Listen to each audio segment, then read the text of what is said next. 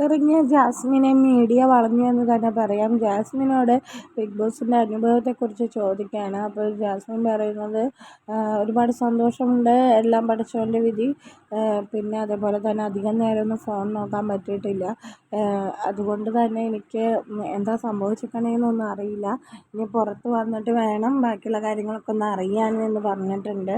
പിന്നെ അതേപോലെ തന്നെ ഇനി എന്താ പരിപാടി എന്നൊക്കെ ചോദിക്കുന്നുണ്ട്. അപ്പോൾ ദിയാസാനെയൊക്കെയാണ് കൊണ്ടുവരാൻ വന്നിരിക്കുന്നത്. അപ്പോൾ ദിയാസാനെയൊക്കെ വേഗം വരാനൊക്കെ പറയുന്നുണ്ട് ജാസ്മിനോട്. ജാസ്മിൻ എന്തായാലും നന്നായി കളിച്ചു, നന്നായി സ്ട്രോങ്ങസ്റ്റ് പ്ലെയർ തന്നെയാണെന്ന് പറയാം കേട്ടോ. ശരിക്കും പറഞ്ഞു കഴിഞ്ഞാൽ ബിഗ് ബോസിലെ എന്തൊക്കെ പറഞ്ഞാലും എല്ലാവരും ഒരു വിഷമം ഉണ്ടായാൽ ഡൗൺ ആയി പോകും. പക്ഷേ ജാസ്മിൻ എന്ന് പറയുന്ന വ്യക്തി ഡൗൺ ആയിട്ടില്ല എന്ന് പറയാം.